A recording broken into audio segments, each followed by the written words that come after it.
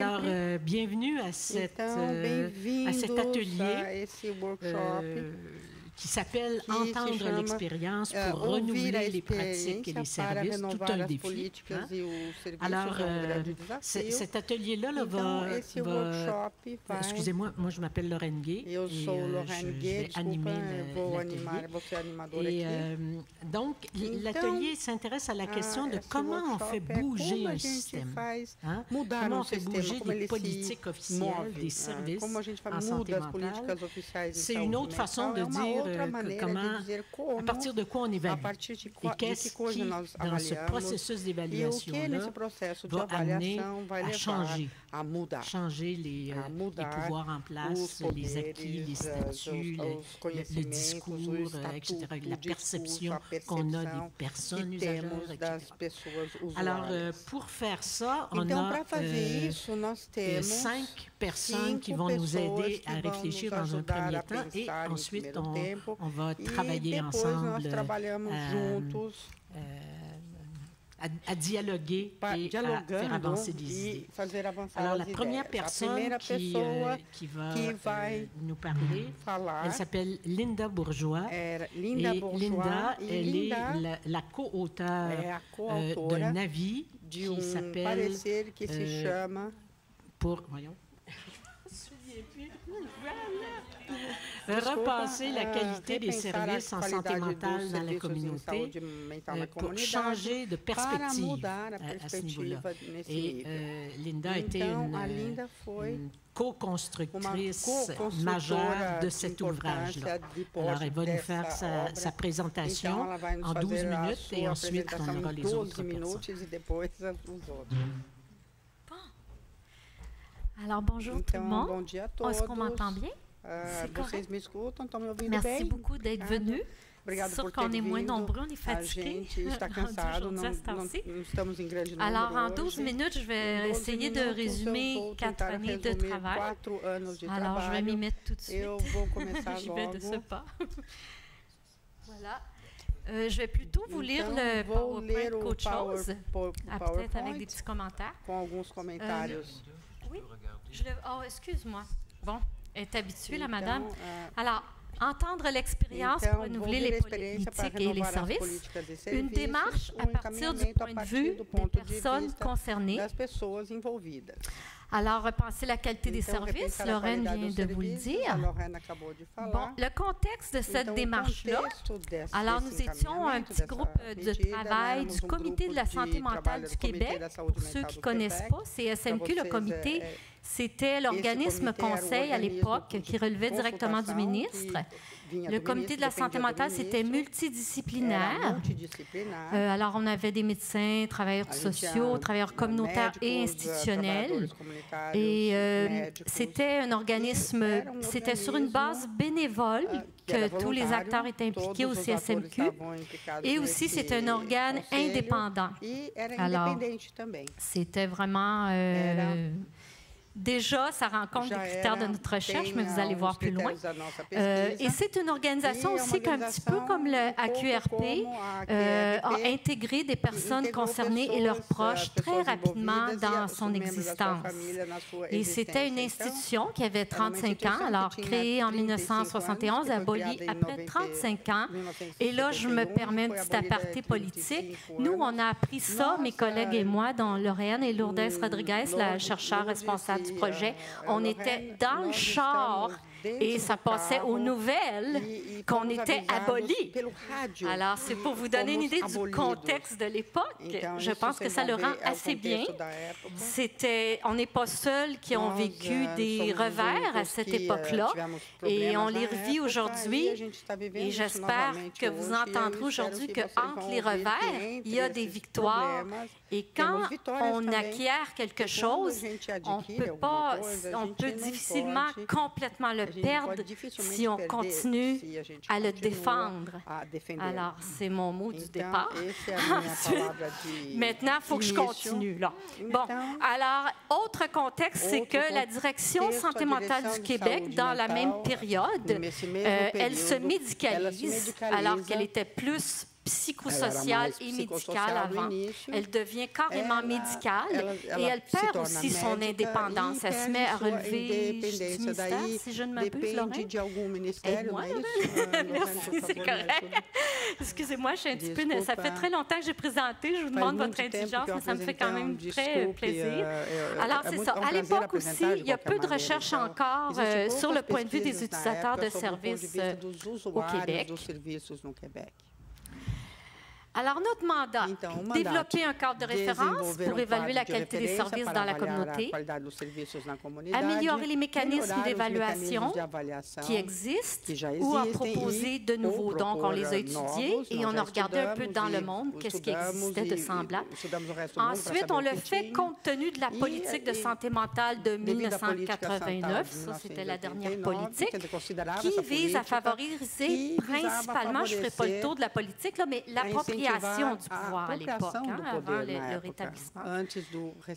Alors, notre démarche, alors la participation directe des personnes les premières concernées, donc une démarche de co-construction, autrement dit, tout le long, toute notre démarche de recherche va être construite à partir du point de vue des personnes.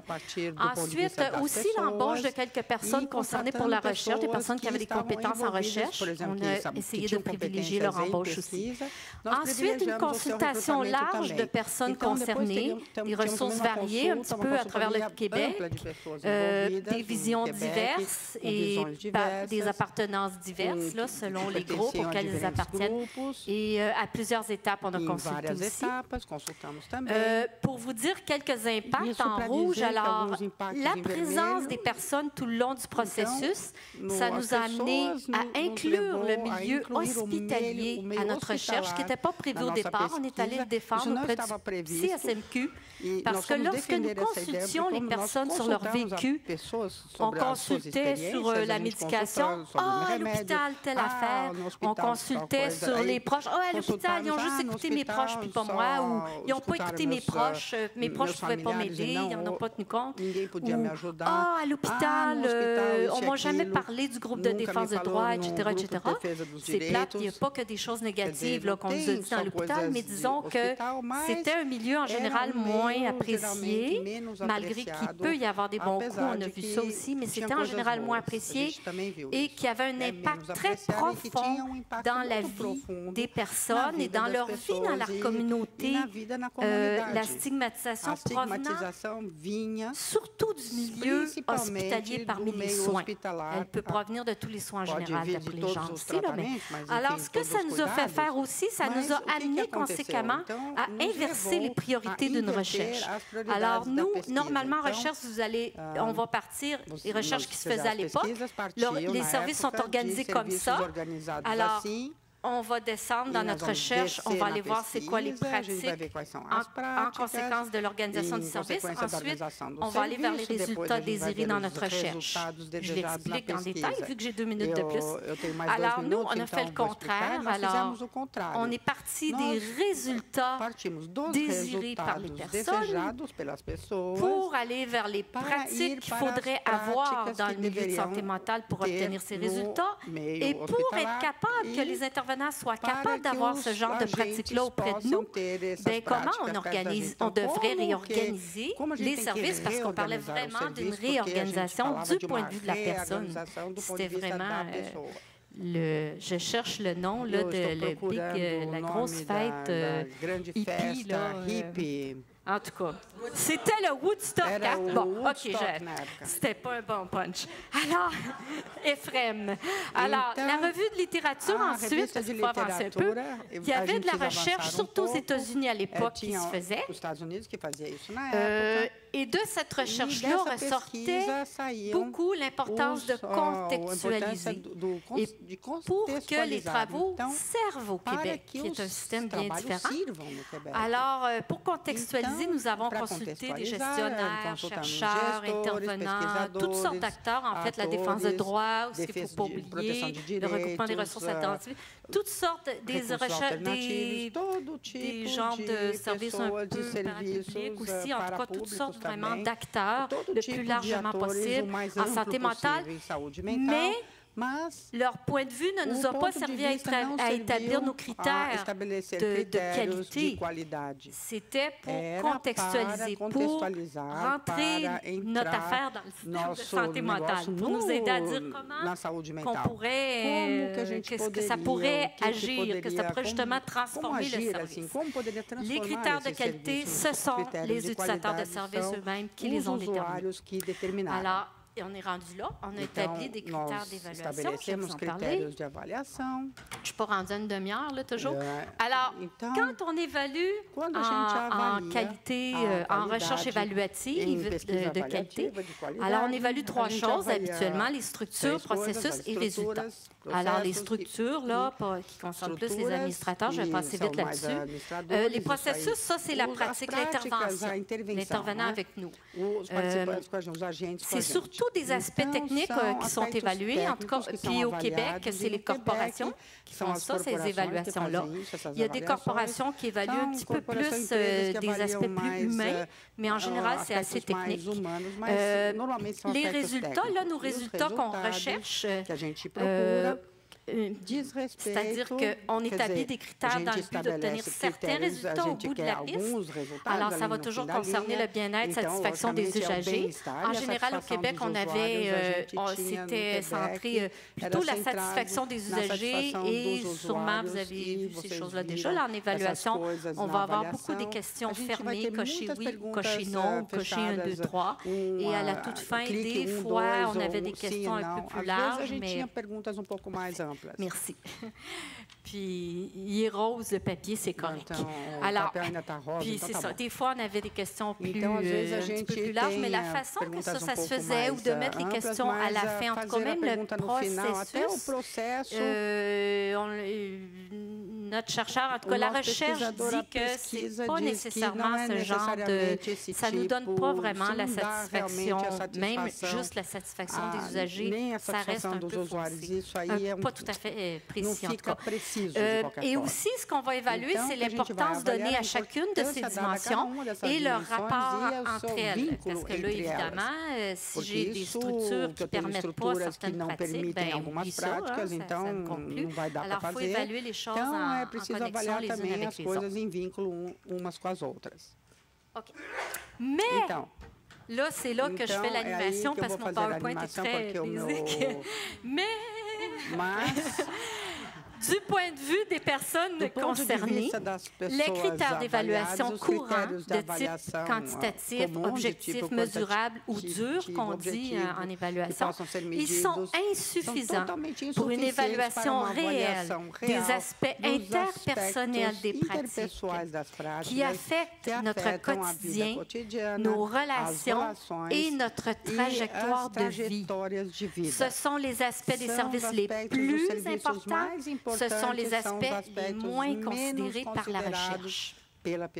Parce que moins tangibles, moins importants du point de vue de nos institutions et plus complexes aussi à évaluer. Ça coûte peut-être plus cher aussi, là, en tout cas.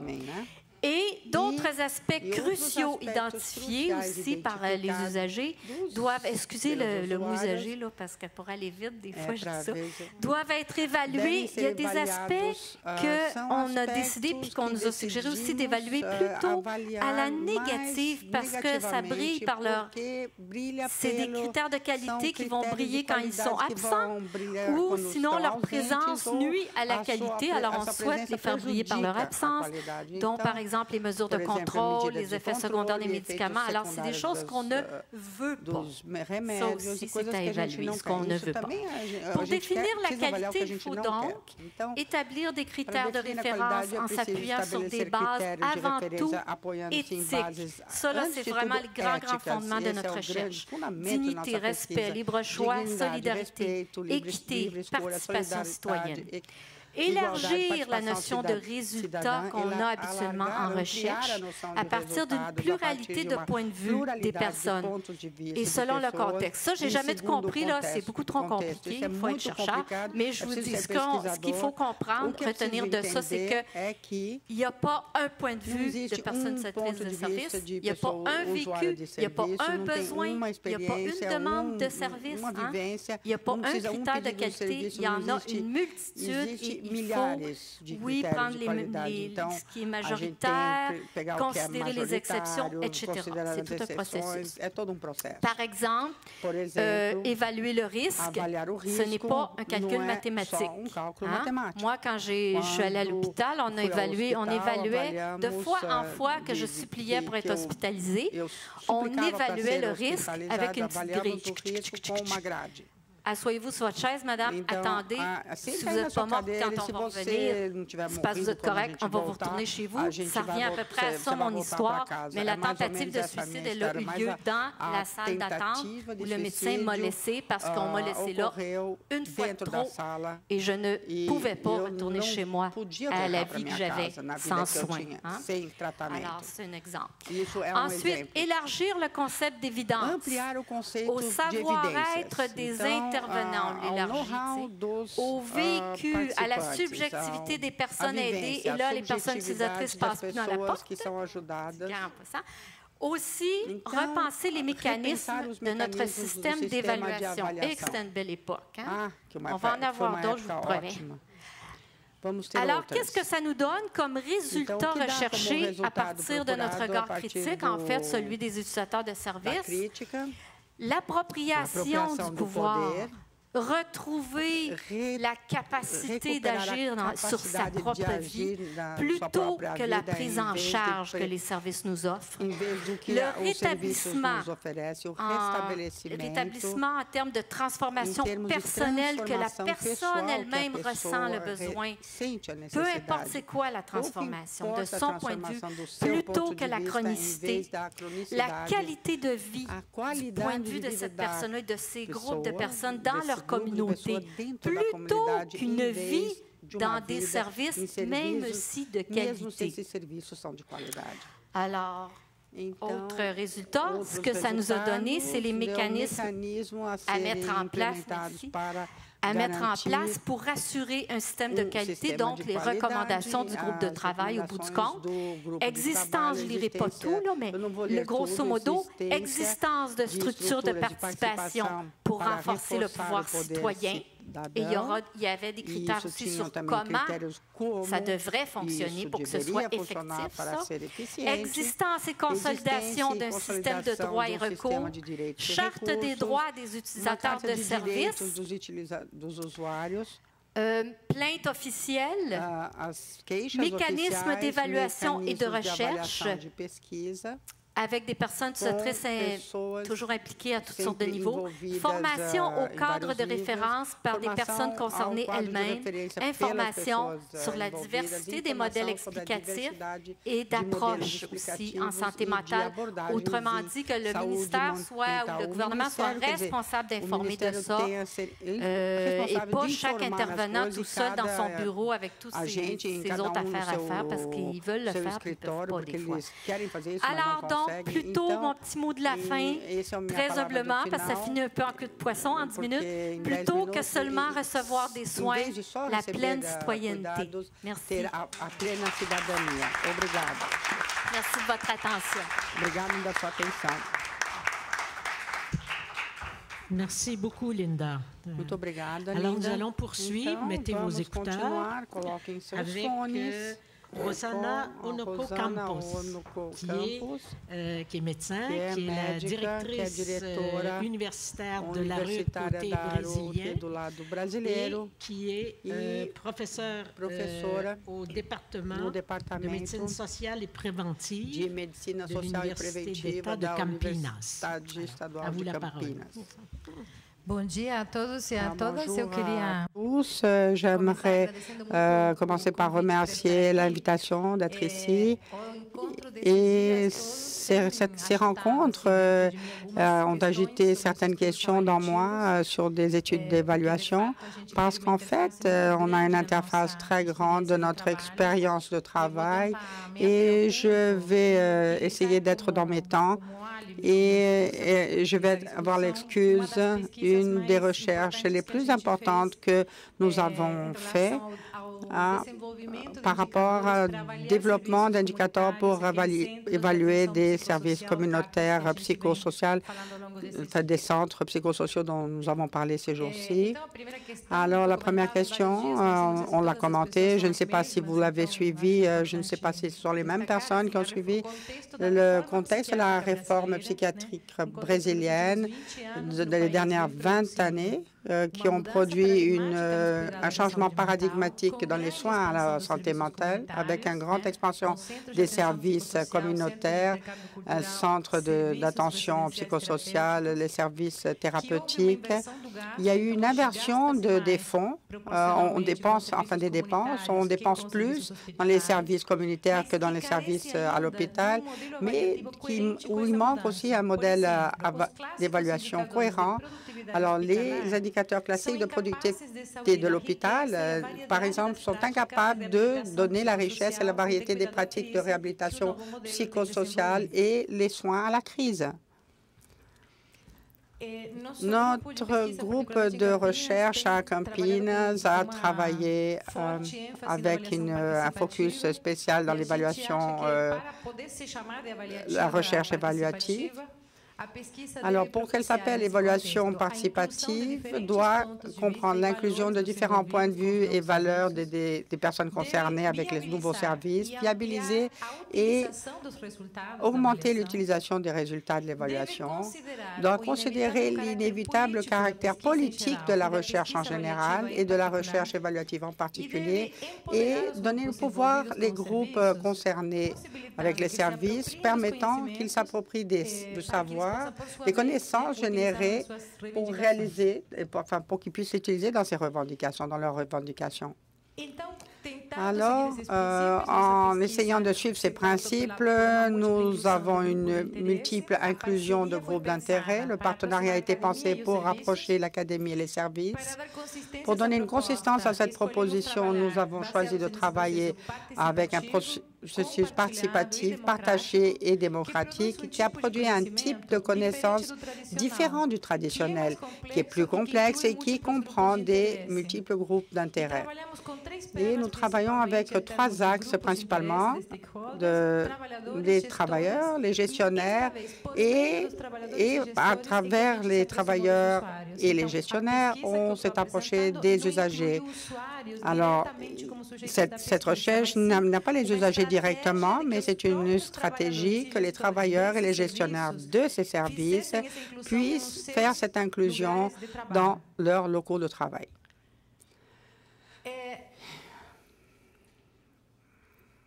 Alors, on pense, en résumé, on va faire un grand résumé. Alors, c'est une position politique, éthique pour assurer cette position. Et cette position, les traditions qui viennent de l'évaluation, ni ce qu'on appelle la gestion. C'est-à-dire une tendance, hier nous l'avons discuté là, la question de l'austérité. Et une austérité qui vient toujours de certains indicateurs qui se présentent comme une panacée, mais qui en réalité vient toujours verticalement. Quelqu'un nous dit ce que nous devons évaluer ou mesurer, et après on va nous dire qu'est-ce qu'il faut couper. Donc, on a essayé de faire quelque chose de contraire, c'est-à-dire on va évaluer les services, on va voir avec les gens qui administrent ces services pour discuter d'une façon plus ample la qualité de ces nouveaux services communautaires. Alors, les objectifs principaux de cette recherche étaient de développer, mettre en œuvre et suivre un système d'évaluation des CAPS 3 dans l'État de São Paulo qui ne soit pas exclusif. C'est un thème classique dans la réforme classique. Alors, nous utilisons une approche constructiviste et interprétative L'inclusion de multiples acteurs caractérise notre recherche comme le paradigme de la 4e génération d'évaluation et la construction participative de ces indicateurs, leur validation et leurs tests ont eu lieu dans le cadre d'un cours de formation sur l'évaluation de services, duquel ont participé 2 représentants de chacun des 25 CAPS 3 de l'État de São Paulo. Alors, ces représentés, c'était un gestionnaire local de chacun de ces services et un travailleur. Alors, quand on a fait cette recherche entre 2010 et 2011, la quantité de CAPS 3 correspondait à 46 des CAPS 3, ceux qui fonctionnent 24 heures et qui ont des lits pour les crises, et représentaient 96 des CAPS de l'État, qui est l'État donc le plus peuplé du Brésil.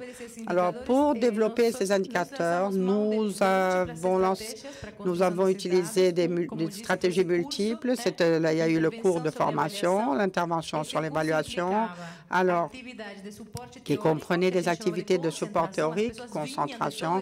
Alors, ils viennent de tout l'État et nous rejoignaient on appelait ça concentration parce qu'ils venaient tous à l'université. Après, ils allaient dans leur service tester, appliquer, parler aux usagers et à la famille. Donc, on appelait ça la dispersion à ce moment-là. Ensuite, après ces moments théoriques des concentrations, on a travaillé les présences partagées qui diffèrent un peu des groupes classiques parce que les agents doivent partager l'analyse de leurs projets en cours et contribuer à la construction d'une action effectivement collective qui permet, entre autres choses, émettre des jugements sur les pratiques et éventuellement concevoir des ajustements. Et à chaque semaine, après tous les 15 jours, à chaque fois, les concentrations, dispersions, nous avons fait des ateliers de consensus qui sont des espaces participatifs qui cherchent par de différentes perspectives des acteurs concernés, légitimer et construire des consensus dans un espace de collégiat où les experts sont concernés, ils sont dans les locaux de l'intervention. Par exemple, la technique DELF qui vont les experts de l'académie. Alors, ce tableau résume cette dynamique. Alors, il y a une offre théorique, un moment 2. C'est les GAP. Nous avons 6 groupes d'appréciation partagés dans 10 personnes chacun, 120 heures de formation, 60 travailleurs et gestionnaires formés et 16 indicateurs ont été produits à partir de là. Alors, les résultats, nous possédons un instrument un outil qui est composé de 16 indicateurs qui ont été validés par les professionnels et d'autres groupes d'intérêt. Cet ensemble a été présenté aux autorités politiques municipales de l'État et fédérales avec différents niveaux de réceptivité. Et cette recherche a aussi lancé un débat sur les évidences dites dures. Et nous avons publié un article qui a discuté cette tension qui a à voir avec la présentation de Linda.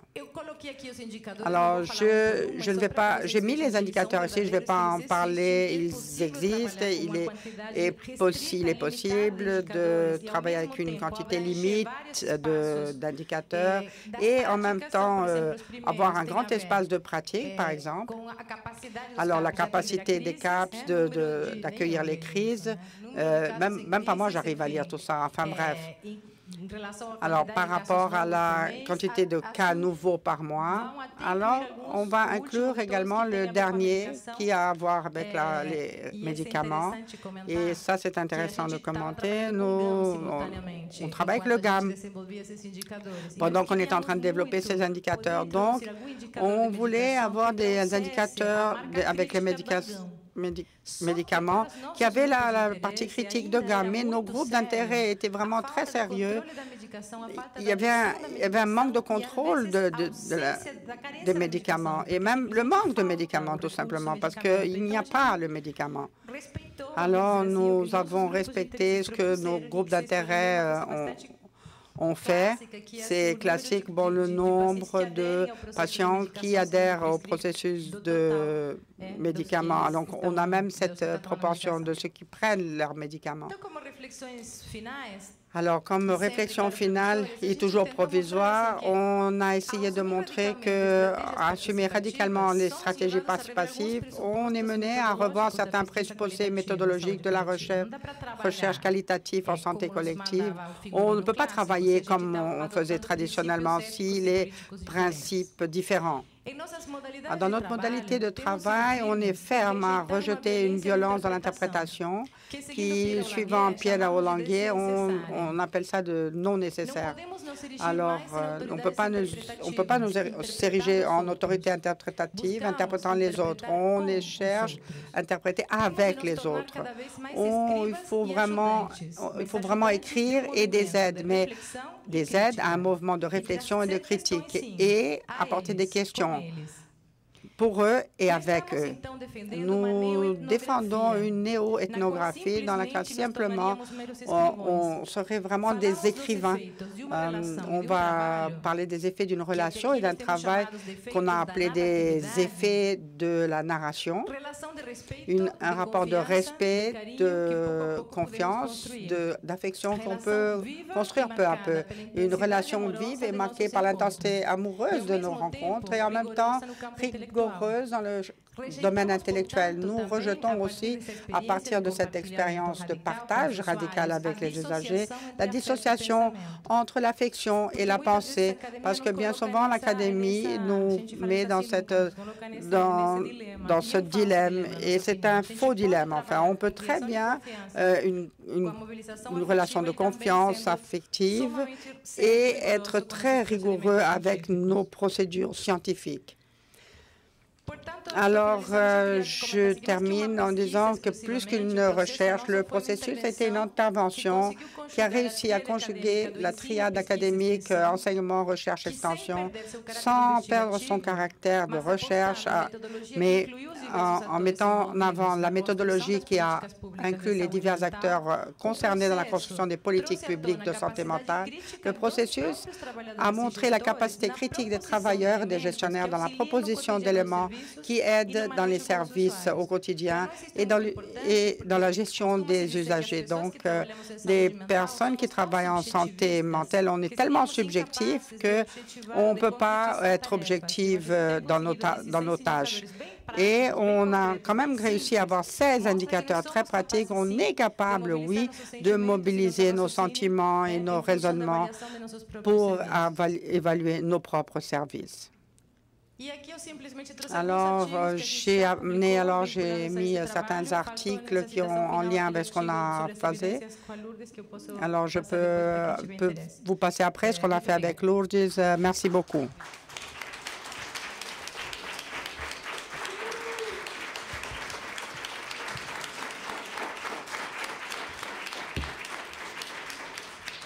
Merci beaucoup, Rosanna. En tout cas, c'était comme de la musique à nos quatre oreilles ici, et sûrement à d'autres et dans la salle aussi. Oui. Alors, ça va être intéressant d'en parler par la suite. Alors, je ne sais pas si Paul Morin, vous avez besoin d'être présenté un petit peu quand même. Un vieux de la vieille, hein? Mais c'est extraordinaire. Je trouve qu'on vieillit. On lâche avec ça. Oui. Mais c'est vrai. Je trouve qu'on vieillit bien quand même.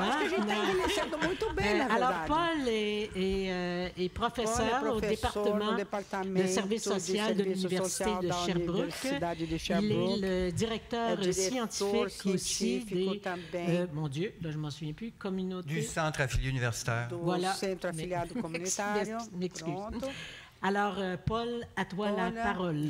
Oui, donc, bien le bonjour. C'est avec plaisir que je vais vous présenter un projet. Contrairement à la deuxième présentation, pardon, c'est bon, je ne parlerai pas ici de recherche évaluative, là, mais je vais vous parler d'un projet qui veut mettre au cœur de l'intervention l'évaluation de la différence que fait l'intervention dans la vie des personnes et qui s'inscrit dans toute une série de travaux là, qui se font particulièrement au Royaume-Uni, un peu aux États-Unis et particulièrement au Royaume-Uni. Donc ici, la première acétate, c'est strictement pour vous montrer qu'on réfère à un ensemble de concepts théoriques. Mais bon, le temps est très court et je n'embarquerai pas dans les concepts théoriques, mais pour vous dire qu'on a un corpus théorique assez élaboré. Donc, le projet Baromètre comme tel, c'est ce qu'on appelle, nous, un outil d'amélioration continue, c'est-à-dire une plateforme informatisée qui permet d'apprécier les effets des pratiques d'intervention sociale telles que perçues par les parties prenantes, donc ici, citoyens, intervenants, gestionnaires, chercheurs, de guider la réflexion des intervenants, aiguillant ainsi l'amélioration continue de leurs pratiques et d'offrir à la personne accompagnée des rétroactions visuelles. Vous verrez le produit traduisant ainsi en images son évolution dans le temps. Donc, on veut très pratico-pratique. Quelques caractéristiques de cet outil-là. Il met en lumière, selon nous, là, bon, on espère que c'est ça, il met en lumière, selon nous, les forces et les progrès de la personne dans sa communauté.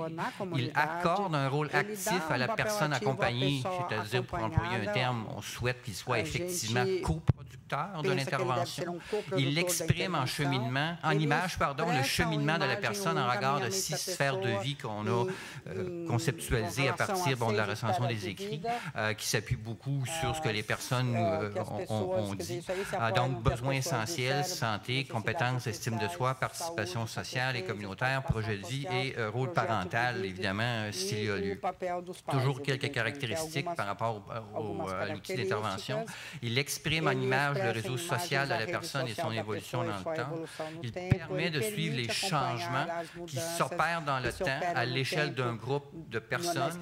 Donc, on peut agréger les informations parce que c'est informatisé. Il facilite l'identification des contraintes et des opportunités environnementales qui influencent la qualité et les conditions de vie pour un groupe donné. Donc, on se situe tout à fait dans la première présentation et des travaux qui ont été faits par Lourdes et d'autres personnes par rapport à mettre au cœur de l'intervention ce qui est primordial pour les personnes. Et finalement, bon, selon nous, l'outil facilite le travail interdisciplinaire et la communication entre les différents intervenants.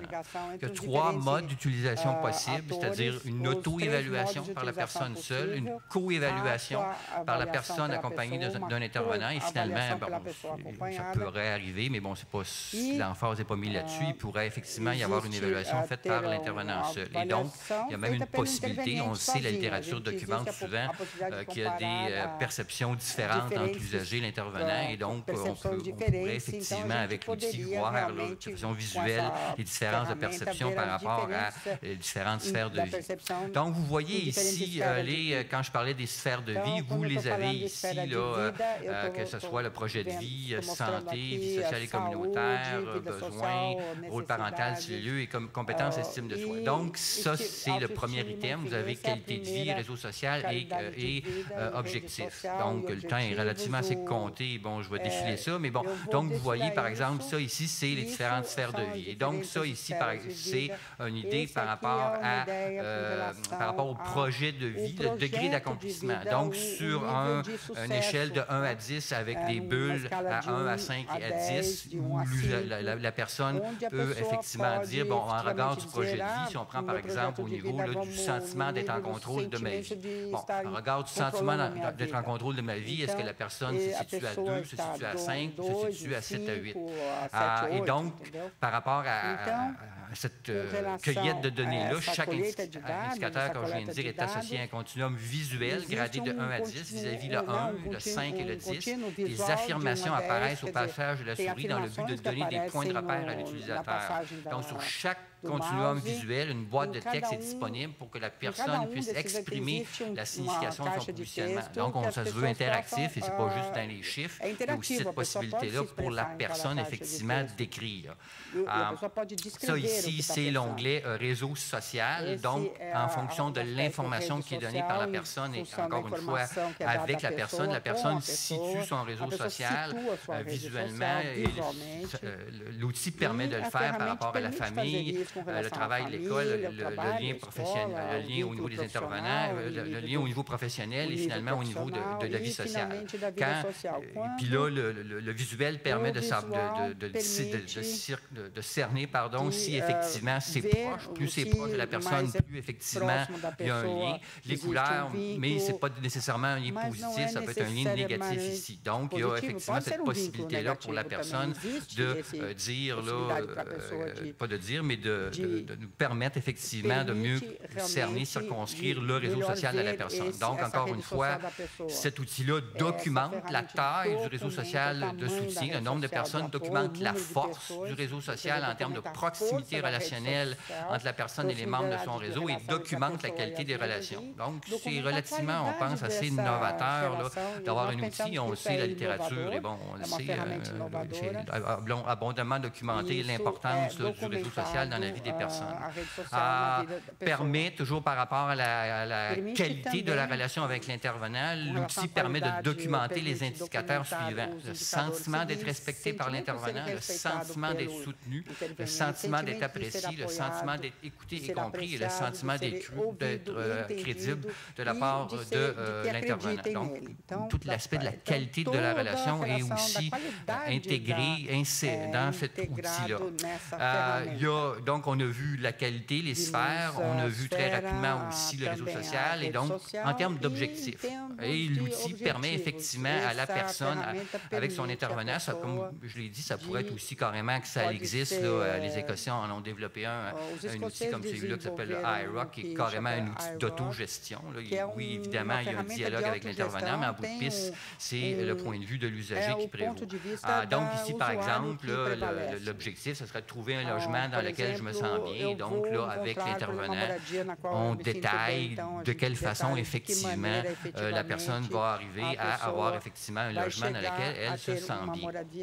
Donc, par rapport au plan d'action personnel, l'élaboration du plan d'action est dirigée par la personne elle-même. L'intervenant dans la conception du projet, l'intervenant joue un rôle d'accompagnateur et de facilitateur, toujours dans une logique de coproduction de l'intervention. Et l'utilisation, selon nous, de cet outil-là permet de documenter encore une fois l'évolution des accomplissements significatifs aux yeux de la personne. Toujours une fois, l'idée, est-ce qu'on peut avoir un outil qui nous permettrait, hors du dossier, d'en savoir un peu plus long sur la différence? C'est ça qui est le cœur, que ce soit en santé. Je ne l'ai pas mentionné, mais l'idée là-dedans aussi, on est en santé mentale, mais cet outil-là, selon nous, peut servir à d'autres personnes dans d'autres programmes et on pense que ça a beaucoup de potentiel. Enfin, on verra. Deux d'expérimentation. Donc là, une limite, je dis d'entrée de jeu, avec les moyens qu'on avait, ça n'a pas été un processus de co-construction qu'on a fait avec des usagers et des proches. On s'est appuyé sur des outils qui existent déjà, sur la restauration des écrits qui, selon nous permettaient de dire qu'on était dans la bonne direction parce qu'ailleurs, il y a des personnes usagères, des proches qui nous ont dit que oui, ça avait du bon sens. Mais bon, là, on a approché des lieux d'expérimentation qui sont, entre autres, le département de psychiatrie du CHUM où les pères aidants vont jouer un rôle de facilitateur. On travaille aussi avec le C3S du Val-Saint-François au niveau de l'équipe estivée et finalement, un organisme communautaire, le Rivage de Saint-François, s'est montré très intéressé. Donc, vous voyez, on n'a pas beaucoup parlé, mais déjà, ça lève dans le milieu, tant en département de psychiatrie qu'en C3S, qu'en milieu communautaire, parce que, selon nous, l'outil va dans la direction qui est celle-ci. Comment une personne peut avoir plus de contrôle et de choix dans sa vie? Comment pouvons-nous continuer à mieux connaître la personne et savoir ce que nous avons à faire pour lui offrir le meilleur soutien possible?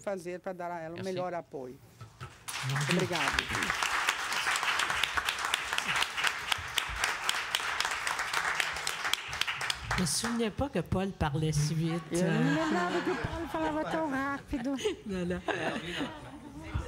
perds la mémoire, oui, c'est ça.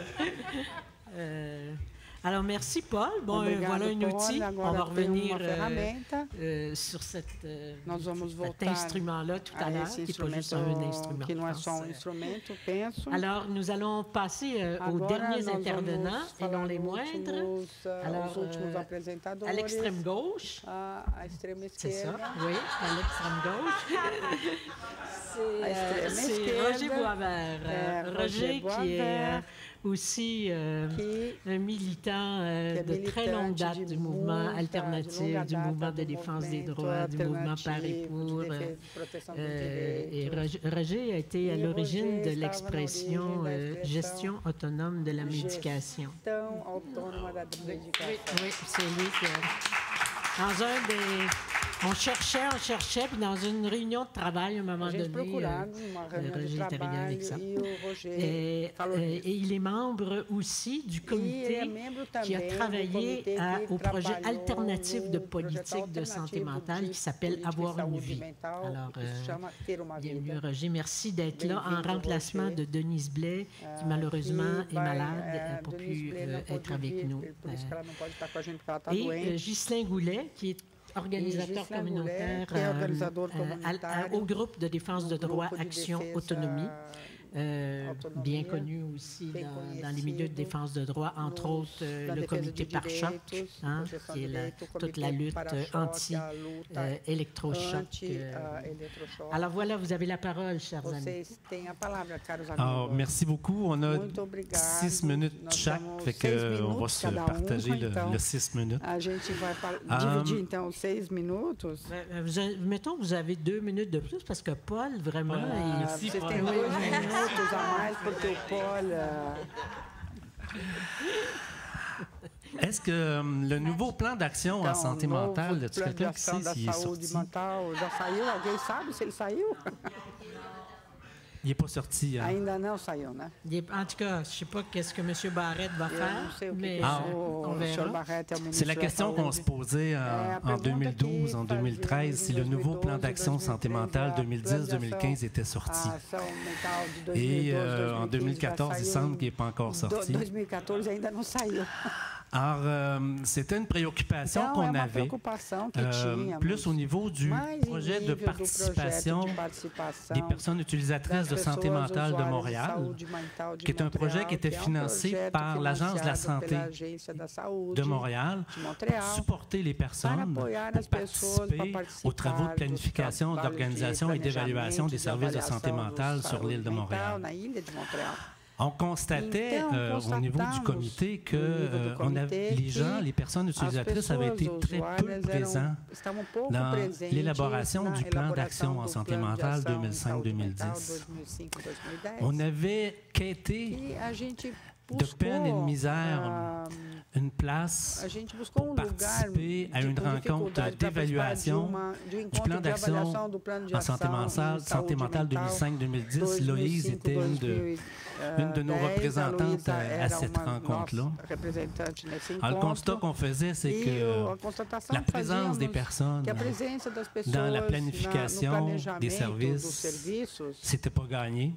Et même qu'on constatait qu'on était en perte de vitesse par rapport aux années 98-2000. Alors, c'est l'idée qui nous a menés, pourquoi on ne sera pas proactif et pourquoi on n'imaginerait pas pour et par les personnes utilisatrices d'élaborer notre propre plan d'action en santé mentale. Donc, le projet montréalais a initié des activités de consultation, de partage avec des personnes utilisatrices ici à Montréal.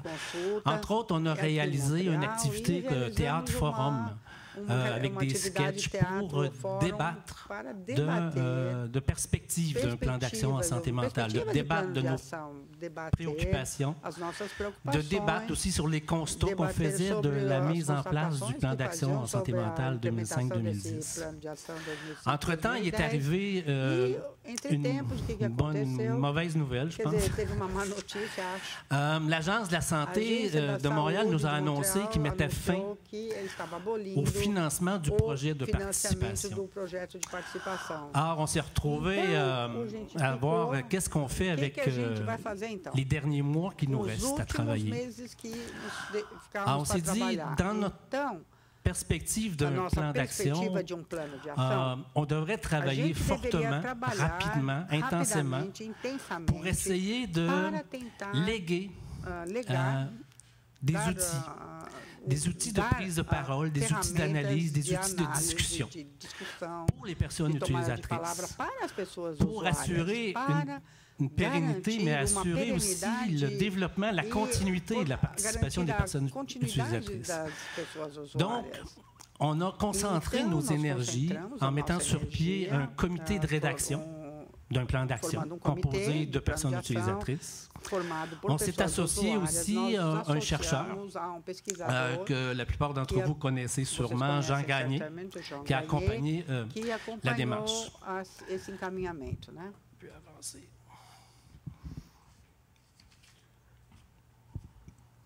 Donc, on a travaillé, bon, ce qu'on voyait, la première diapo, c'était la convocation pour une assemblée délibérante des personnes utilisatrices pour adopter formellement un plan d'action en santé mentale.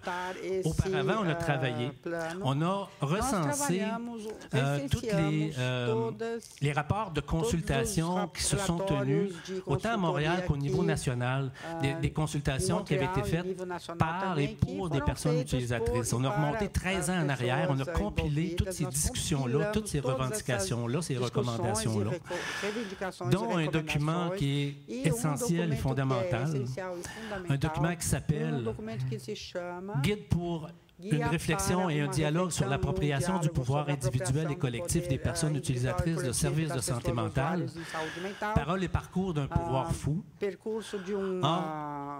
On a travaillé à ramasser tout ce que les gens disaient, toutes les préoccupations, pour en faire un document d'analyse qu'on a appelé Plan d'action en santé mentale, Avoir une vie, dont vous voyez la page couverture ici.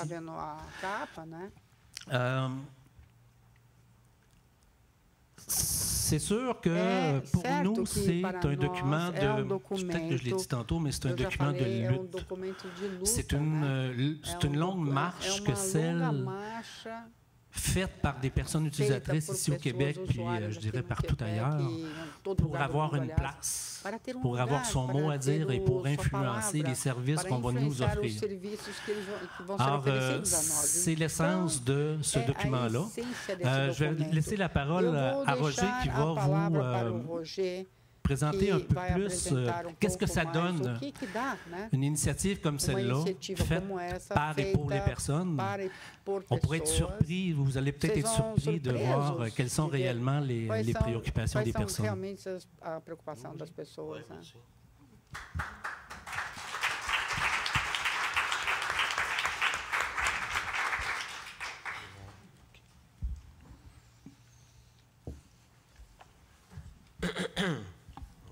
Allô? Allô? OK. Merci d'être là. C'est un travail qu'on a fait en groupe, puis l'Assemblée aussi, pour produire ce document-là, qui se trouve être notre plan d'action, pour répondre au plan d'action qu'on n'a pas encore vu. Et puis, c'était principalement fait par des personnes utilisatrices. Et puis, on a comme étoffé la notion de différentes façons. Donc, on commence avec la ligne directrice principale qui se dit « Avoir une vie ». C'est quoi avoir une vie pour une personne utilisatrice? Dans le sens que être traité pas seulement comme quelqu'un qui est malade, mais c'est une personne autre que sa maladie. Puis il peut avoir des relations, d'activités, puis toutes sortes de choses qui sont autres un traitement ou whatever, avoir une place dans la société. Fait que là, il est comme ressorti trois principes directeurs. C'est bon de le voir à travers la ligne directrice d'avoir une vie. Là, on a ressorti principalement l'appropriation du pouvoir, dans le sens un peu d'avoir des choix, d'être un acteur aussi dans sa vie. L'amélioration des déterminants sociaux de la santé, qui va être un peu, comment je dirais, les conditions de vie dans lesquelles la personne avait, qui a vraiment une grosse différence chez la personne. Et puis la reconnaissance d'une citoyenneté pleine et entière. Autrement dit, la personne peut quand même avoir un rôle à jouer dans son monde et avoir sa place dans notre société.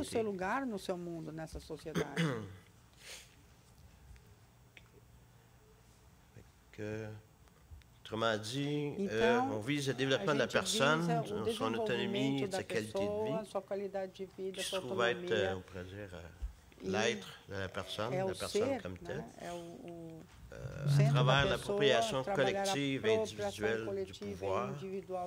Ça va être un peu comme le côté relationnel. Chaque personne est en relation avec différentes personnes ou avec différentes structures.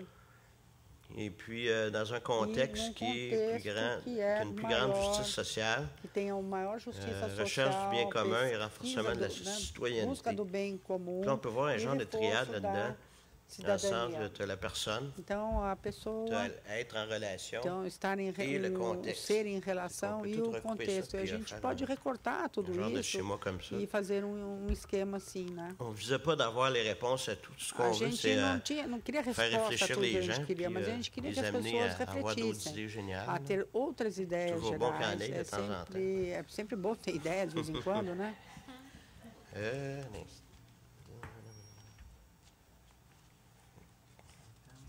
Oui, OK.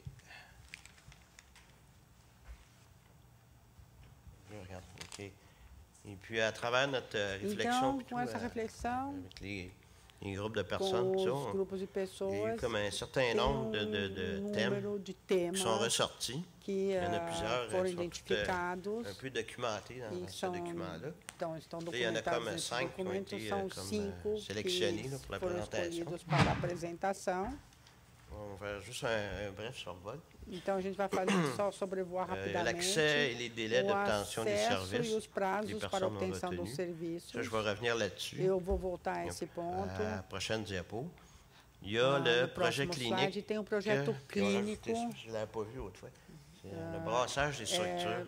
Por exemplo, balançar as estruturas, a gente tem problema de gestão que é impressionante. Les modes de gestion se trouvent à devenir toujours la grosse solution pour résoudre tous nos problèmes dans le réseau. Para resolver todos os problemas, a grande solução para resolver todos os problemas. Fait que là, on est souvent victime des différents modes de gestion. Dans le sens de mode, là. No sentido de modo mesmo. Il y a le mode de gestion, puis il y a la mode. Tem a moda da gestão e tem o modo de gestão. Et puis, ce que je voulais en venir avec ça, c'est quelque chose d'intéressant, puis une expression qui applique, c'est que la société est malade de sa gestion. Está doente com a sua gestão. Ça parle un peu en disant ça. Isso já fala bastante.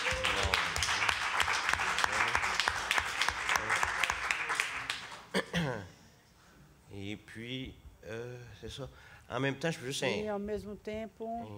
briquer une petite notion aussi par rapport à brossage de structure. C'est que les personnes sont vraiment perdues à travers tout le parcours qu'elle a à faire là-dedans.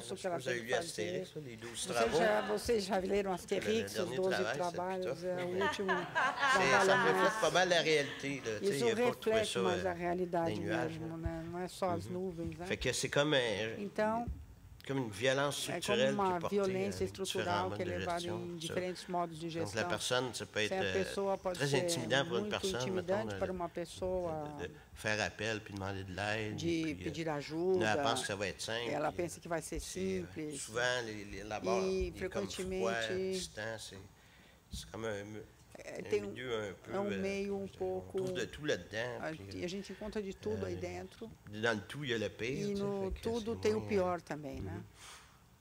Souvent, ça fait violence à la personne. Então, normalmente é violento isso para a pessoa. O terceiro item participação citoyenne cidadã e pública en santé em mentale. saúde mental. Autrement dit, la personne, então, a pessoa, même tout le monde devrait avoir un mot à dire. Deveria ter uma palavra a dizer.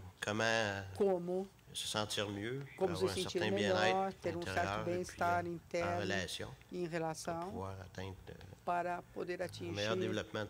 o melhor desenvolvimento de sua pessoa, qualité de vie, conditions de vie, a condição de vida, qualidade de vida, cidadania, etc. Entre autres, c'est ça qu'on a fait en faisant é isso que nós fizemos ce document-là. Puis, com esse documento. Aussi dans le projet montréalais, qui avait plusieurs groupes locaux qui ont été mis sur pied. Il y en a certains qui survivent encore. Je fais partie du GARP, qui est dans le cœur de l'île. On continue pareil, même si l'organisme porteur, projet montréalais, c'est ça. O projet montréalais, il y a Action Autonomie qui est toujours en soutien, mais dans le cœur de l'île, on a quand même notre projet qui fonctionne pareil. On a du soutien du C3. C'est une bonne chose. Je disais, il y a toujours le mieux et le pire, mais là, on a le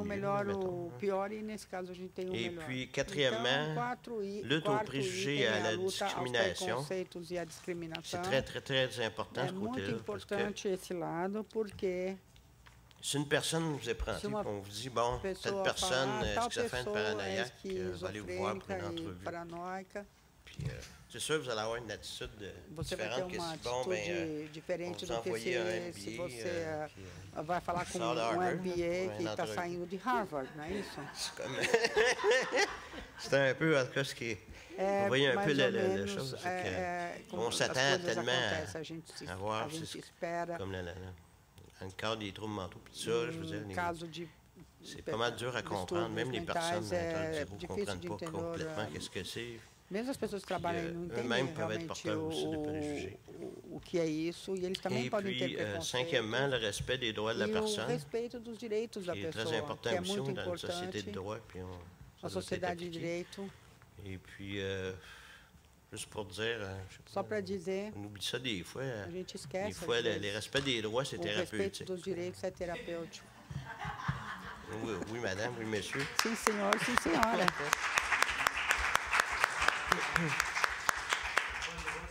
Je peux vous donner un exemple, si vous voulez, concret.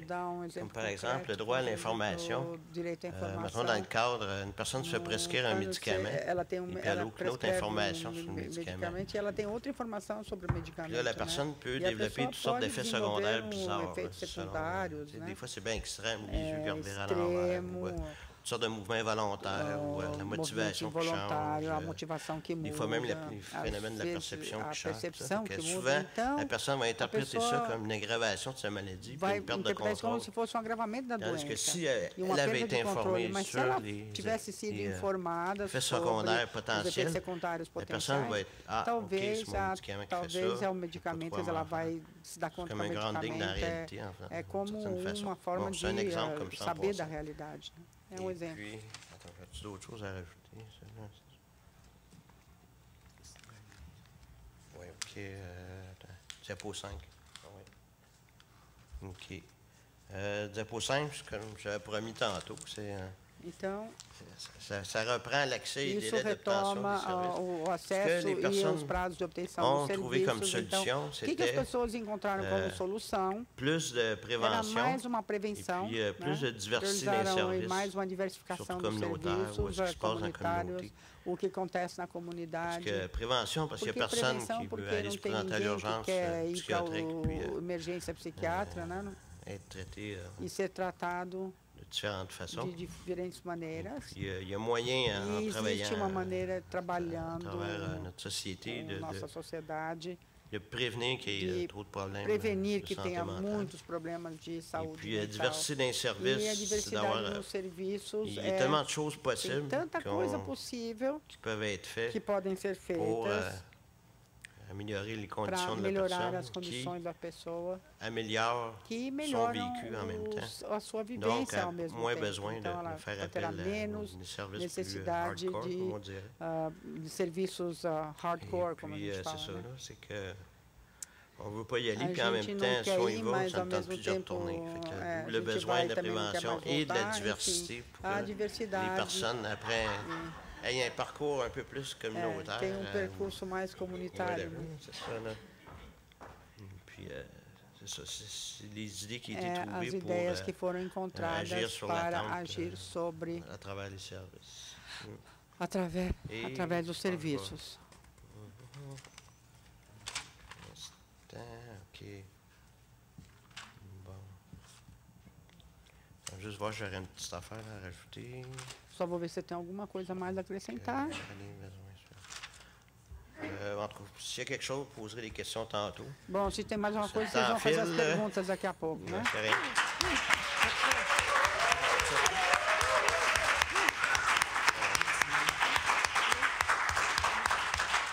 Alors, ce document-là a été remis en main propre au ministre de la Santé et des Services sociaux. Le problème, c'est qu'il a été battu aux dernières élections. Et on disait un petit coup de cœur... Il est bien meilleur, celui qu'on a, là. On va tenter de le remettre en main propre, je ne suis pas sûr. On va tenter de le remettre à notre nouveau ministre de la Santé et des Services sociaux. Puis je voulais dire un grand merci à Roger qui...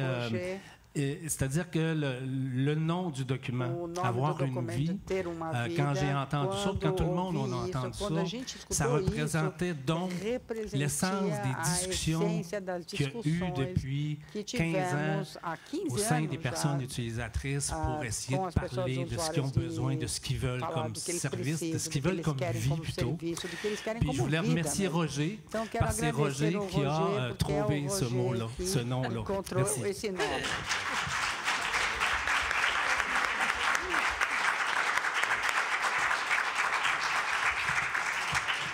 Ah oui, Roger, c'est un trouveur de mots. Roger est un encontrador de palavras. Alors, écoutez, il nous reste 15 minutes, 15-20 minutes au maximum, mais je vous inviterais, dans le fond, à donner vos coups de cœur, à dire qu'est-ce qui, d'après vous, dans ce que vous avez entendu, mais aussi dans votre expérience, réussissent à faire bouger les pratiques et les services et les organisations gestionnaires.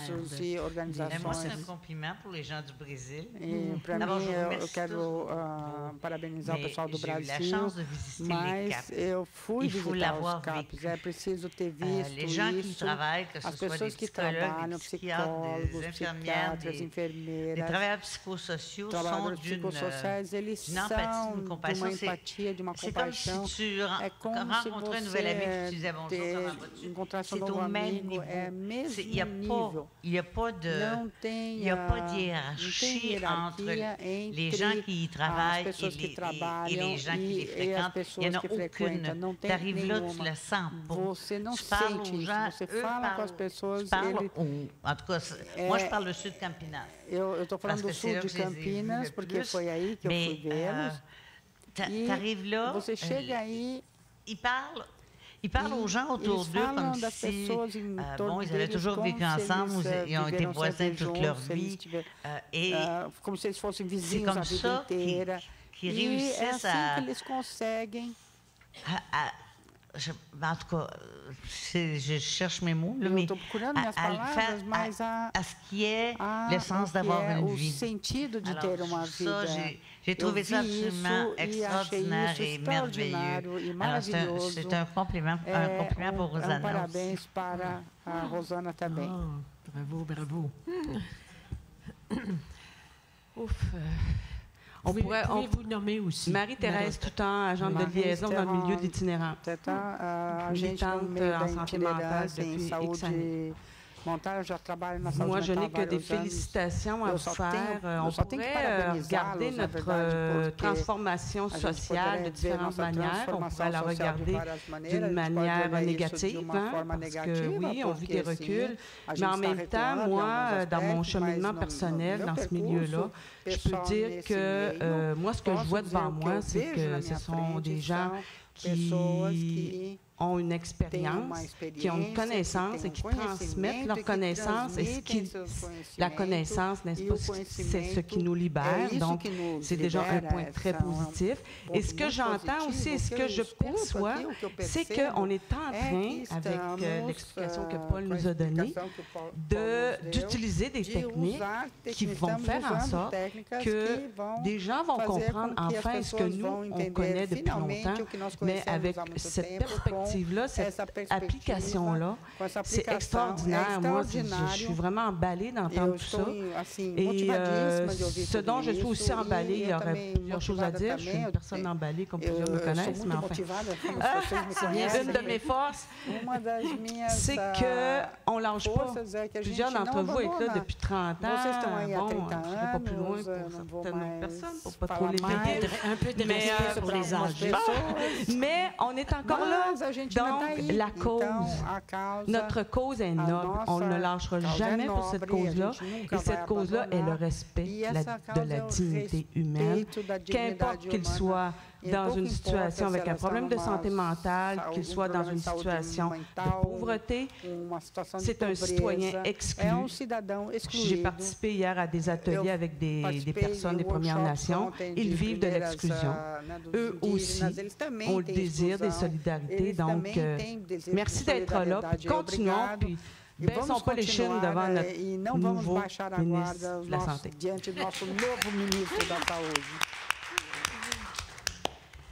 Alors, on met ses écouteurs.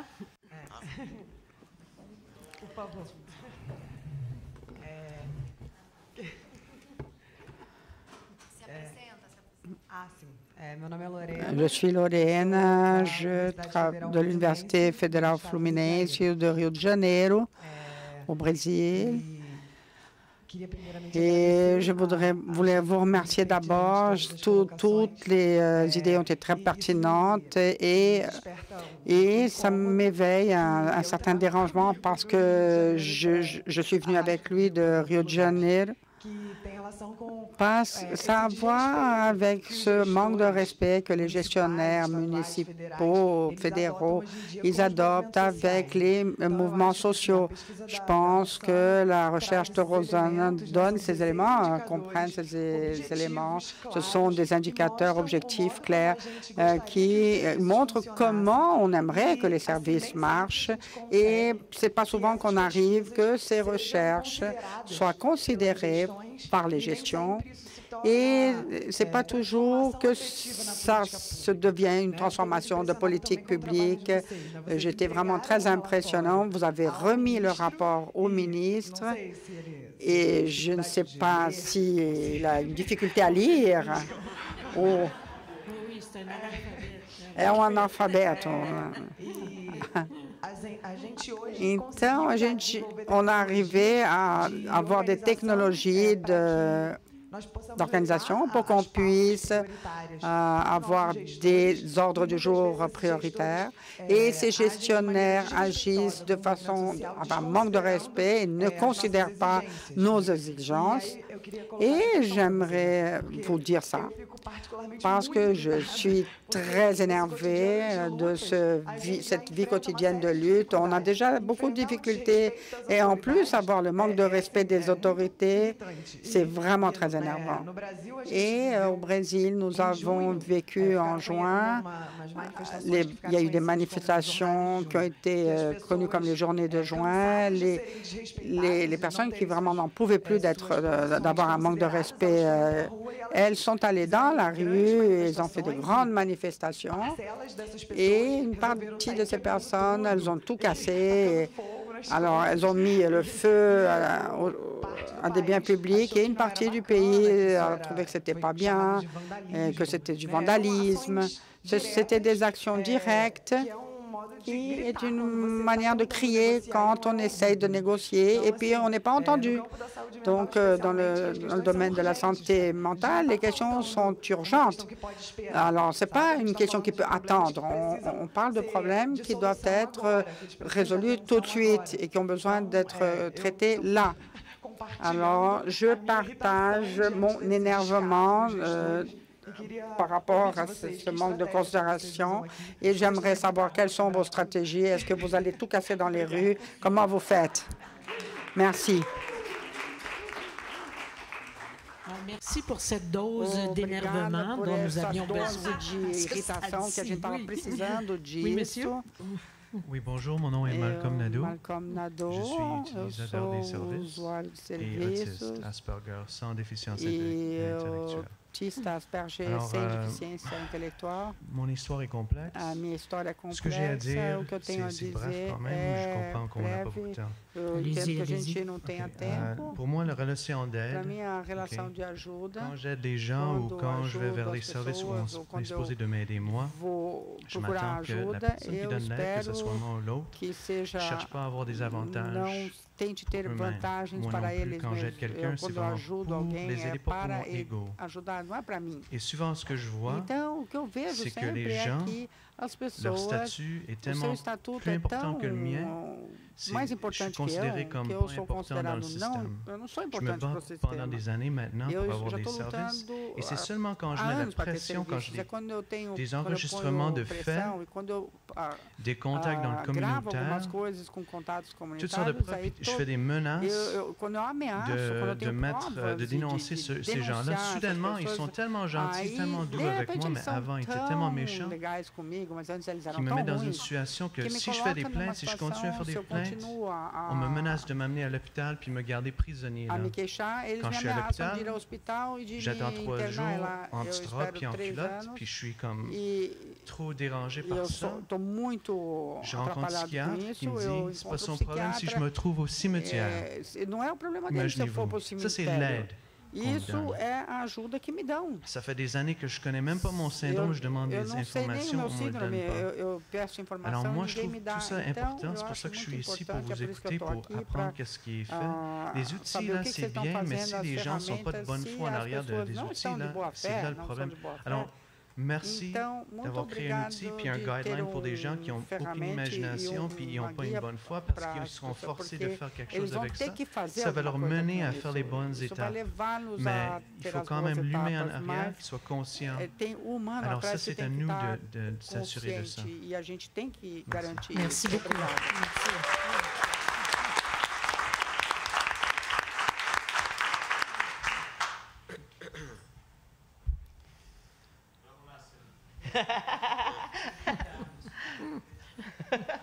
OK, donc c'est ça, j'ai été timide un petit peu durant le colloque, mais là, qui êtes-vous, madame? Oh, je suis... Céline, je suis militante, disons, c'est au cœur de quoi je suis, là, qui je suis. J'étais timide, mais là, je me suis dit, là, c'est last call, si tu veux dire quelque chose. Mais j'étais assise et je me suis dit, moi, je suis toujours en train d'essayer de réfléchir sur comment on peut améliorer notre vie, la vie de tout le monde. Et souvent, quand on pense à la situation en santé mentale, c'est comme si c'est comme si on s'occupe d'eux, on s'occupait juste d'eux. Mais là, c'est rendu, moi, je trouve que si on s'occupe de la situation en santé mentale, on s'occupe de tout le monde. Donc, je trouve ça positif parce que qu'est-ce qui fait qu'on change comme société? C'est quand on se sent tous concernés. C'est toujours ça qui m'attriste énormément par rapport à la santé mentale. Donc, un des points positifs avec les folies qui se passent au niveau de l'austérité, les folies au ministère de la Santé et des Services sociaux, de l'Éducation, c'est que là, on est forcé par nos souffrances communes de rejoindre qu'est-ce qui est humain en nous. Okay? On souffre tous maintenant. C'est plus juste les gens qui vont consulter pour des services, quoi que ce soit. Les intervenants souffrent. Moi, quand je donnais des formations, j'ai eu la chance et le privilège de sillonner le Québec pour donner des formations. Et c'était clair, c'était plus clair, en tout cas, qui étaient les intervenants et les personnes utilisatrices, parce qu'on voyait que les personnes utilisatrices souffraient. Maintenant, je donne des formations et je ne sais plus c'est qui les intervenants, je ne sais plus c'est qui les personnes utilisatrices, parce que tout le monde a une face de souffrance. C'est triste? Peut-être peut-être qu'on va se rejoindre par nos cœurs, puis qu'on va faire quelque chose. Parce que quand on change, c'est pas de la tête. Il faut que ça vienne du cœur et ça vienne des tripes, puis qu'on utilise la tête pour organiser ce changement-là. Donc, j'ai beaucoup aimé ce que disait Rosanna, ce que tout le monde a dit ici à table. C'est ça. Puis moi, c'est ça que ça m'a donné de mon contact avec les gens du Brésil. C'est de remettre mon cœur en action et ne pas l'oublier dans la cause. Merci. Merci, Céline. Madame. Obrigada, Céline. Je m'appelle Barbara Schka. Je suis membre militante d'Action Autonomie et aussi avec le C3S de la Montagne, Comité des usagers, dont nous sommes bénévoles. Nous aidons les gens à cheminer dans le système, à naviguer dans le système de la santé. Et j'aimerais dire que moi, j'ai mon expérience personnelle, je suis partie d'un burn-out professionnel.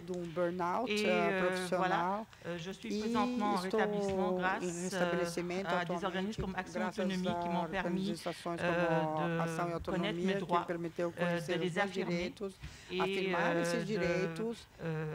de cheminer dans mon processus d'évolution. Et je les remercie et je dis more power to us.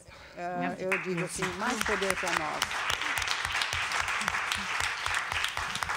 Alors, juste en termes de procédure, s'il y a des personnes qui voudraient intervenir, c'est maintenant le temps parce qu'il est midi.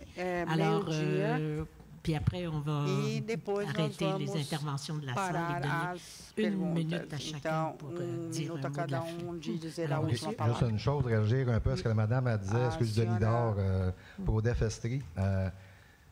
Qu'on se sente tous concernés, oui, mais pas derrière une étiquette de santé mentale. Pour moi-même, avoir vécu le processus, je suis tanné de l'entendre, parce qu'on l'a dit, on a une vie.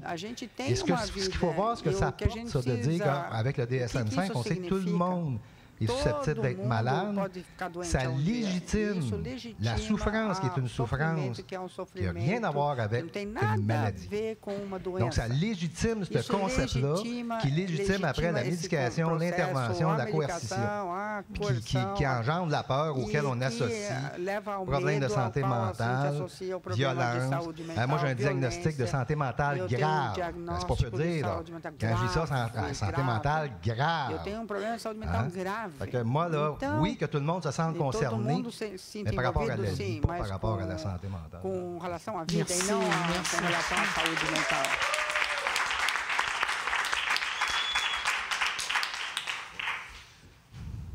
Bonjour, je suis Alberto.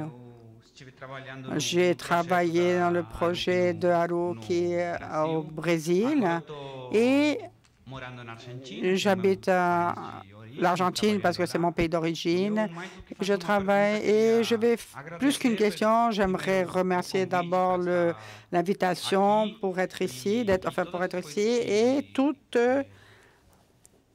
ces choses que j'ai entendues ces 3 jours, c'est vraiment très motivante, provocante. Et puis, la situation dans mon pays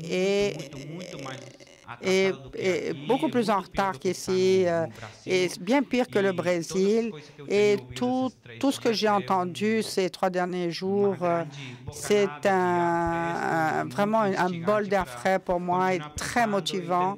Et essayer de faire un petit peu de tout ce que vous faisiez, donc de tout ce que vous faites. Donc, merci pour l'invitation et continuez.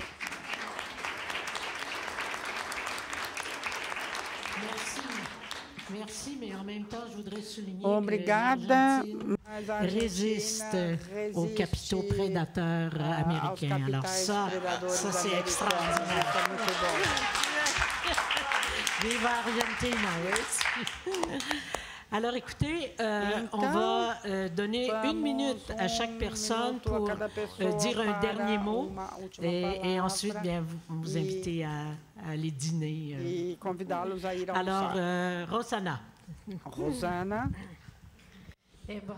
Bon, 1 minute, c'est pas beaucoup pour commenter. C'est peu, mais beaucoup. Alors, j'ai beaucoup aimé cette table. Je pense que j'ai une affinité très importante. Alors, j'ai entendu, c'est très intéressant, Linda, de combien de structures, de processus, résultats de l'évaluation classique ne nous aident plus. C'est un habit qui ne va plus.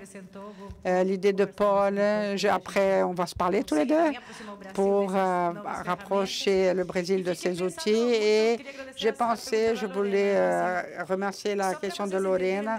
La lutte, j'aimerais vous expliquer de quelle lutte il s'agit au domaine social, politique, scientifique, social. Notre recherche a été 2 fois de 2 revues et ces indicateurs n'ont pas été publiés parce qu'ils ont été considérés trop locaux. Alors, voilà, j'ai insisté à le vous montrer. Nous avons la moitié des CAPS 3 dans un pays continental comme le Brésil, mais pour la grande science, c'est local. Alors, cette même recherche a eu un autre aspect que je n'ai pas présenté. C'est un questionnaire descriptif des services inédits. Personne ne sait exactement dans 1000, 2000 CAPS au Brésil. A été rendu par 2 magazines parce qu'on n'a plus besoin d'études descriptives. Alors, c'est à la mode au Brésil une approche politique qui est la politique basée sur les évidences. Alors, en 30 secondes, je vais raconter une histoire. C'est mon nouveau domaine de militance scientifique. Nous sommes financés par une agence du gouvernement brésilien, par des fonds qui sont du ministère de la Santé du Brésil pour développer une phase de la recherche GAM. Le ministère de la Santé, après, ouvre une consultation publique sur la corporation dans la liste de médicaments du ministère de la Santé, d'une nouvelle médication antipsychotique, par exemple. N'importe citoyen pourrait donner son avis sur ça, mais il y avait un endroit scientifique. Seulement cite des processus randomisés, c'est-à-dire l'étude que j'avais développée avec l'argent qu'ils m'ont payé ne pourrait pas être citée. Dans le site des recommandations des scientifiques que le ministère de la Santé, est-ce que vous voyez la stupidité qu'on peut avoir? Alors, je pense qu'on devrait avoir une stratégie scientifique de ne pas, dans le sens de ne pas être timide, de ne pas avoir peur. Ah, je ne suis pas aussi scientifique que celui qui fait de la molécule, qui étudie la molécule, parce que toutes les recherches sont importantes. Je ne méprise pas celui qui fait le biomédical. Je suis professeur dans une faculté de médicale, mais j'exige de ne pas être méprisé pour mon travail. Et parce que je comprends que ça forme mes étudiants aussi. Il faut vraiment former de meilleurs médecins pour l'avenir. C'est une invitation que j'aimerais laisser, résume bien ces 3 jours que nous avons partagés ici. Il ne faut pas abandonner la lutte sociale, la lutte politique, la lutte clinique et la lutte scientifique. Merci à tous.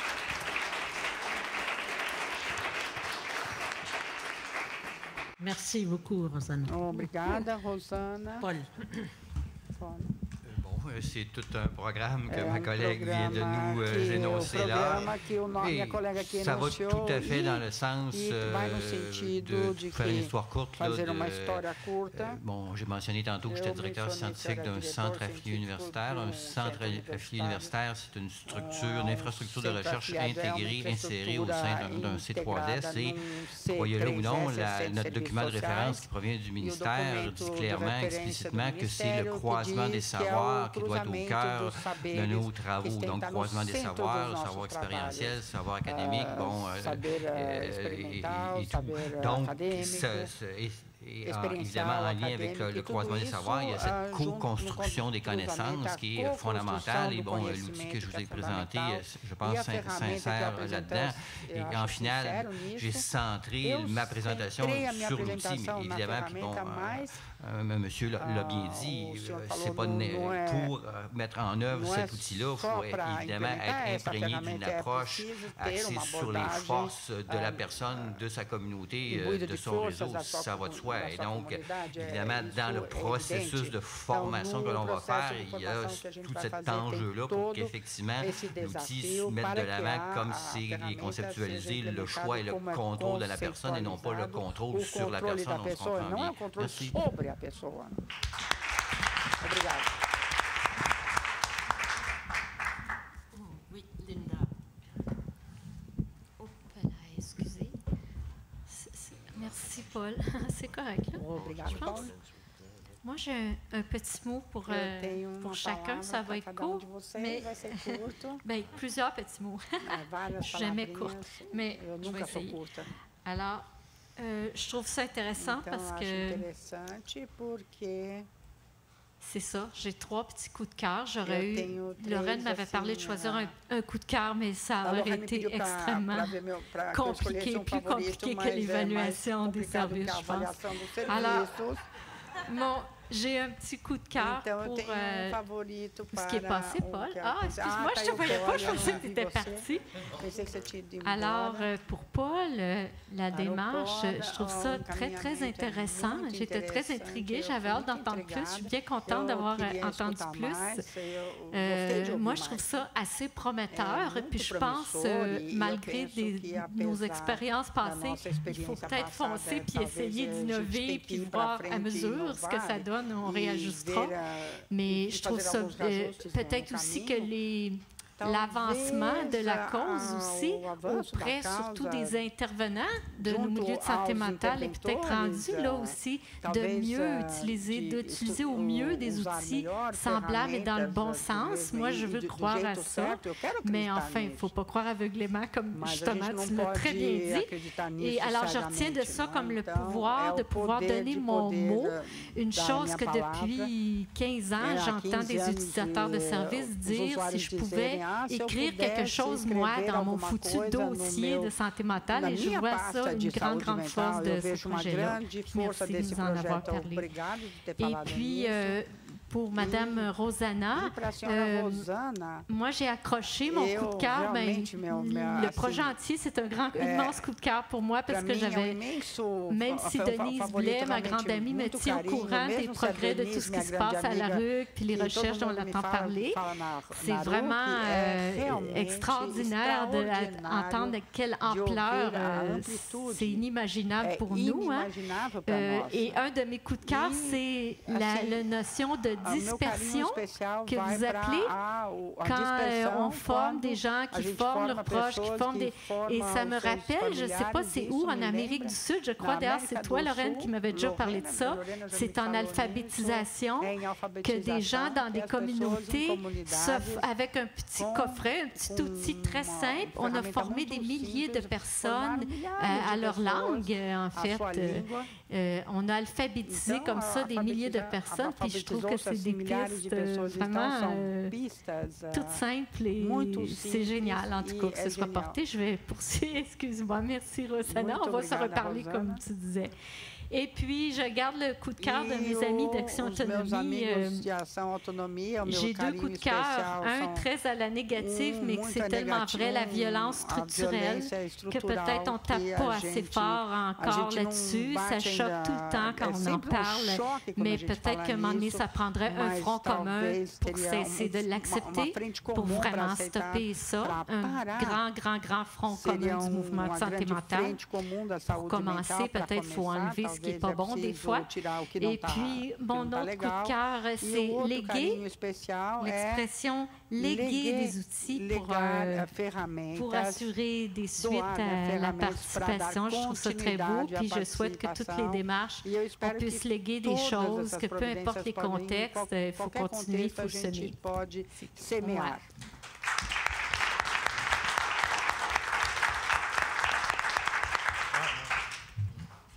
2 petits mots. Alors, vous pouvez trouver le document sur le site Internet d'Action Autonomie ou vous tapez sur Google « Avoir une vie ». Jamais il est question de maladie dans un plan d'action en santé mentale. Dans notre plan d'action en santé mentale, il est question de la santé, mais encore plus la vie. Mon coup de cœur, on va aux interventions que j'ai entendues dans la salle. Ça nous dit aussi que les solutions ne sont pas toutes individuelles. Il faut regarder ce qu'il y a à faire d'un point de vue collectif aussi. Il y a une communauté de personnes qui vivent une problématique de santé mentale ou ils vivent une désorganisation des services en santé mentale, qui vivent la pauvreté, qui vivent la violence. Puis les solutions, ils passent par des réflexions collectives. Merci. Obrigado.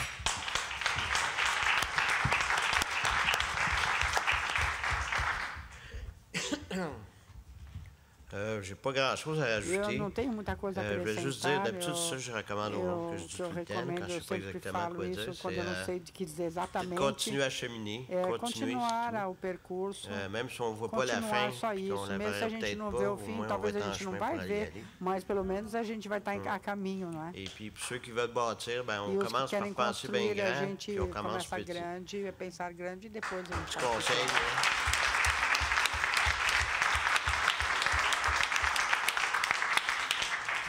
Juste ajouter un détail aux membres de la rue qui ont parlé des chercheurs, des étudiants du Brésil, du Canada. On se redonne rendez-vous ici à partir de 15 h pour partenaires, oui, tout le monde en fait. Donc à partir de 3 h, on se redonne rendez-vous ici pour fermeture de notre... Alors, merci beaucoup. Il n'y a strictement rien à ajouter. Alors, on va aller...